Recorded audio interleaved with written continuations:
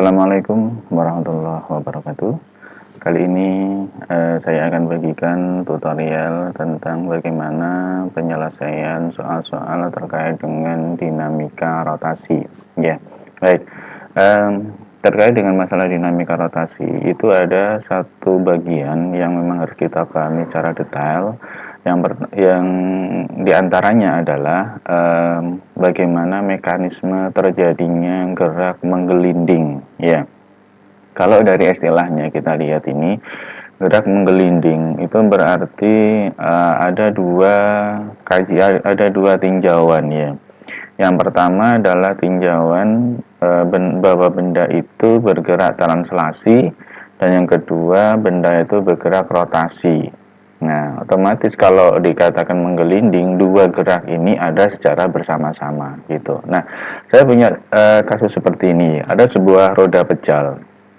Ya, roda pejal ditarik dengan gaya di pusatnya dan berada di atas bidang yang kasar gitu. Nah, gambarannya seperti ini. Jadi kalau saya punya roda, ya ini katakan roda pejal berada di atas bidang yang kasar gitu. Nah, dari pusatnya sana itu ditarik dengan gaya sebesar F. Nah, gitu. Nah, maka roda ini nanti selain dia mengalami gerak translasi, dia juga bergerak rotasi. Ya, dia ada berpindah tempat sana. Nah, perpindahan tempatnya ini dikarenakan dia berputar. Gitu. Sehingga ketika dia berputar, dia punya percepatan. Yang pertama kita namakan sebagai percepatan linier, ada juga percepatan sudutnya gitu. Nah, siapa yang menyebabkan benda ini berputar? Ya, tidak lain adalah gaya geseknya ini. Ya, andai kata ini gaya gesek tidak ada, atau permukaan yang dilalui oleh roda ini licin, maka nantinya roda ini hanya akan mengalami gerak translasi saja. Ya, artinya apa? Dia akan tergelincir saja. Dia tidak berputar. Nah, ini peranan gaya geseknya dalam sistem ini gitu ya. Pada sebuah tinjauan roda yang ditarik dengan gaya yang sepusat sehingga dia berputar seperti ini. Nah, kita disuruh nyari berapa percepatan linear roda.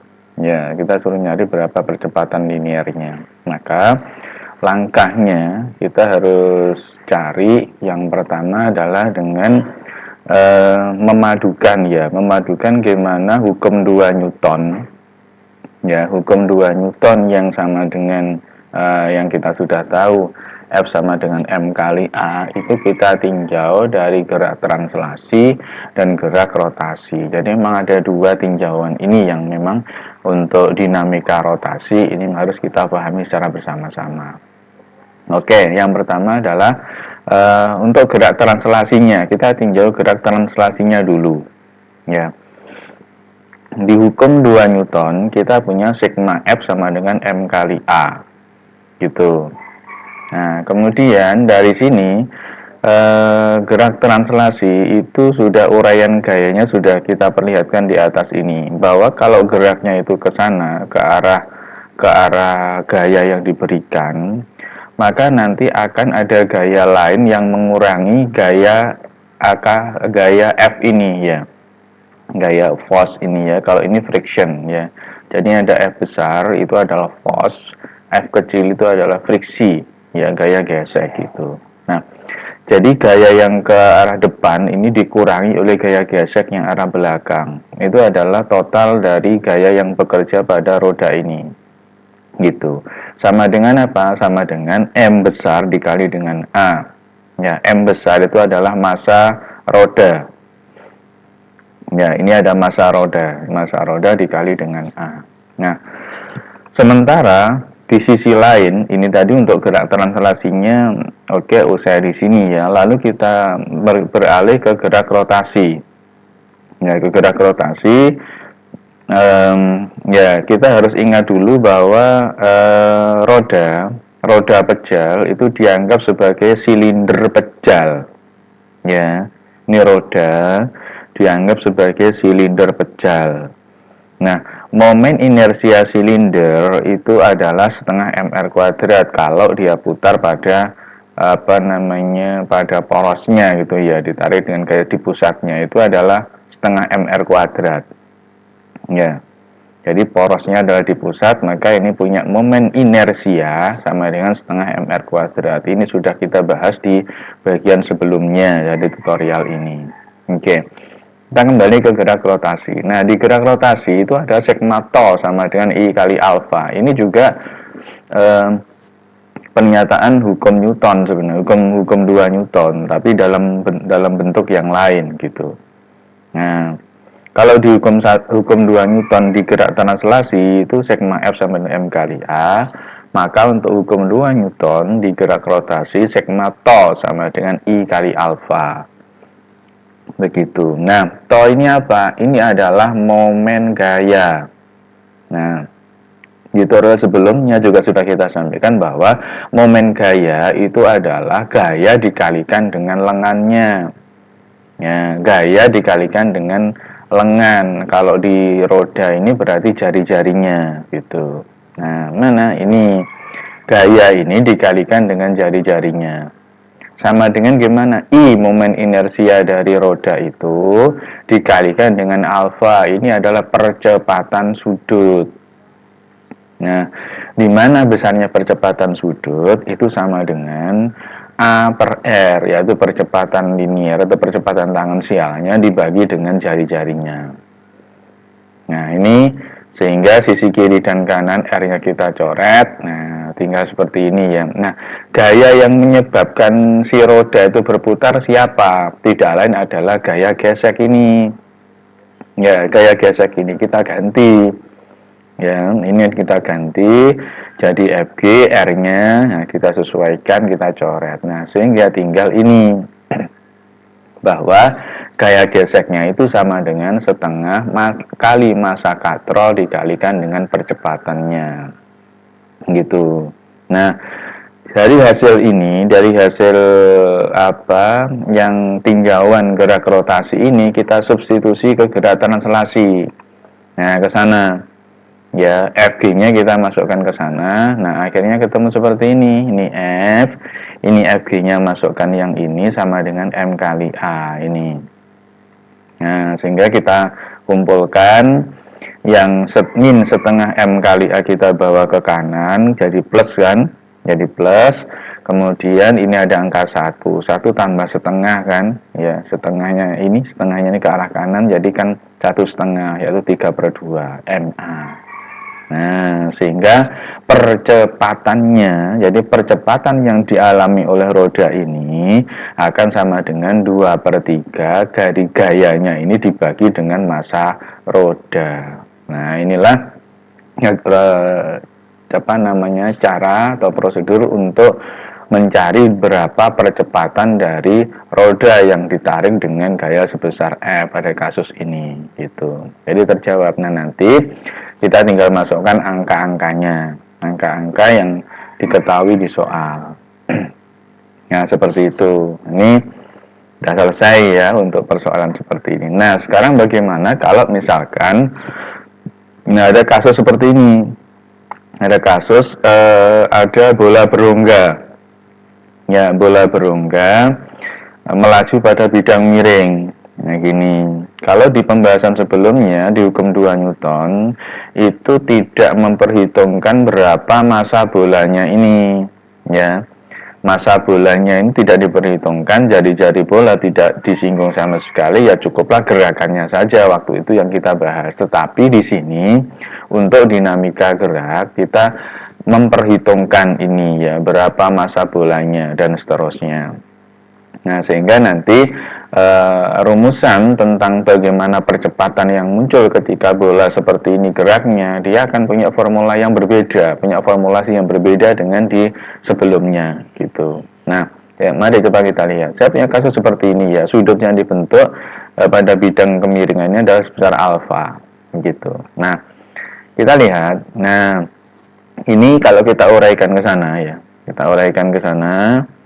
Nah, di sini ada W sin alfa. Nah, sebelumnya, ini di sana adalah gaya normalnya. Nah, kita juga lihat yang ke situ. Nah, yang ke situ adalah W cos alfa. Nah, kenapa demikian? Di sini ada sinus, di sini ada cosinus. Sudah kita bahas di tutorial sebelumnya bahwa um, kalau misalkan alfa ini kita pindahkan ya, kita pindahkan ini ke bawah. Ya, ini ke bawah kan ada W, lurus ini ke bawah, seret ke sana ya. Lurus, ini adalah W bola ya. Ini adalah W bola, alfanya kan ada di sini otomatis. Jadi alfa yang ada di sini bisa kita pindahkan ke arah situ. Nah, jadi ini boleh misalnya tarik garis ke bawah, seret situ. Nah, di sini ada alfa di sebelah sini. Maka yang langsung bersentuhan dengan sudut itu selain sisi miring dia adalah x-nya gitu. Sehingga kita pakai W cos alfa. Nah, yang di situ adalah W sin alfa otomatis karena adalah sisi tegaknya otomatis ya, W sin alfa. Nah, ini yang menyebabkan bola bergerak translasi. Dan lagi kita dua tinjauan tadi, translasi dan rotasi jangan dilupakan. Ini yang ke sini adalah gerak translasi, sementara yang menyebabkan si bola ini bergerak rotasi adalah gaya gesek yang ada di sini, Fg-nya. Nah, seperti itu. Nah, sehingga sekarang kita tinjau juga pada arah translasinya bagaimana, arah rotasinya seperti apa. Kita lihat yang translasi dulu. Nah, di translasi, hukum 2 Newton mengatakan sigma F sama dengan M kali A, jelas ini ya. Nah, yang yang gerak pada arah translasi itu adalah W sin alfa, kan ke sana geraknya. Yang geraknya ke arah situ adalah W sin alfa. Ada yang mengurangi W sin alfa, siapa? Gaya gesek. Gitu. Jadi W sin alfa dikurangi gaya geseknya sama dengan M-nya. Saya pakai M besar ya. Sekarang sudah mulai kita berakrab dengan M besar itu adalah massa benda. Kalau di sini tadi adalah massa roda gitu. Nah, dengan demikian ini perolehan yang kita dapatkan dari gerak translasi. Ini V sama dengan mg. M-nya siapa? Massa bola. Nah, gitu. Dikurangi gaya geseknya sama dengan M kali A. Nah, di sisi lain di gerak rotasi. Nah, ini yang perlu dipahami. Ada gerak translasi, rotasi lagi. Rotasi ada apa? Segmato sama dengan I kali alfa. Nah, di sini segmato sama dengan I kali alfa itu miliknya rotasi. Oke, kita dapatkan apa? Di rotasi sekali lagi ini adalah momen gaya, itu adalah gaya dikalikan dengan lengannya. Gitu. Sama dengan, nah untuk bola berongga. Ya, bola berongga itu momen inersianya adalah 2/3 mr kuadrat. Nah, ini adalah I-nya. 2/3 mr kuadrat itu adalah momen inersia bola berongga. Nah, bisa dilihat di tutorial sebelumnya kita sudah bahas di sana bagaimana untuk pembuktian beberapa benda yang biasanya dijadikan sebagai tinjauan pada beberapa soal aplikatif gitu. Nah, di sana salah satunya adalah bola berongga. Sekali lagi, I-nya adalah 2/3 mr kuadrat, alfanya itu adalah upper R. Ya, ini adalah percepatan sudut, kemudian yang ini adalah upper R. Nah, gitu, alfa sama dengan upper R. Nah, kita ganti Fg-nya F-nya ini adalah diganti dengan gaya gesek. Ya, karena yang menyebabkan si bola ini berputar adalah adanya gaya gesek ini. R-nya kita coret kiri kanan, selesai, habis ya, tinggal 2/3 MA. Nah, gaya gesek yang kita peroleh ini kita substitusi ke translasi, sama dengan tadi. Nah, gitu. Ini kita substitusi ke sana. Nah, jadi gimana? Ini kita tulis lagi, Fg-nya kita ganti 2/3 MA. Ya, ini 2/3 MA menggantikan Fg sama dengan MA ini. Oke, nah kemudian 2/3 MA kita bawa ke kanan, jadi berubah tandanya positif 2/3 MA. Nah, di sini bukankah ada 3/3 kan di sini? Berarti kan 1 ini ya, 3 tambah 2, 5. Jadinya berapa? 5/3 MA. Nah gitu, kiri ada M, kanan ada M coret, jadi ada G sin alfa. Sehingga percepatan untuk kasus seperti ini, kasus untuk bola yang menggelinding, itu ketemunya 3/5 G sin alfa. Nah gitu caranya bagaimana mencari rumusan percepatan. Nanti untuk memasukkan angkanya tinggal masukkan ke sini ya, sehingga nanti akan ketemu berapa percepatannya ketika bola bergerak menggelinding itu. Oke, saya kira demikian untuk dua kasus ya, dua kasus tentang gerak menggelinding. Kita akan ketemu pada tutorial berikutnya pada pembahasan soal yang lebih menantang lagi. Ya, tetap semangat untuk belajar, jangan lupa untuk like, komen, dan subscribe-nya. Assalamualaikum warahmatullahi wabarakatuh.